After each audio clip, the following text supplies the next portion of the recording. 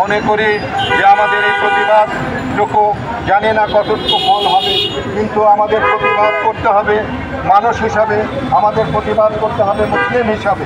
আমরা মুসলিম এবং মানুষ হিসাবে আমাদের এই প্রতিবাদটুকু আমরা বিশ্বের দরবারে আমরা রেখে যেতে চাই। আমরা এই যে পণ্যের ইসরায়েলের পণ্য বয়কটের যে ডাক দেওয়া হয়েছে, সেই পণ্য বয়কট আমরা মনে করি একটি যৌক্তিক দাবি, কিন্তু সেই যৌক্তিক দাবিটাকে যেন আরেকটি অন্যায় দিয়ে এটাকে যেন নস্যাৎ করে না দেওয়া হয়। এই যে লুটতরাজ হচ্ছে, সেই লুটতরাজ যেন বন্ধ হয়, সেই লুটতরাজ যেন বন্ধ হয় এবং ইসরায়েলের পণ্য যেন বয়কট করা হয়।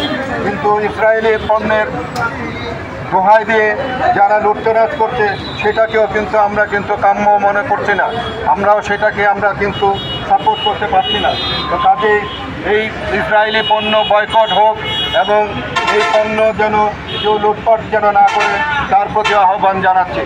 আমরা শান্তিপূর্ণভাবে আমরা এই প্রতিবাদ করতে চাই, আমরা শান্তিপূর্ণভাবে আমরা সকল কিছু মীমাংসা করতে চাই।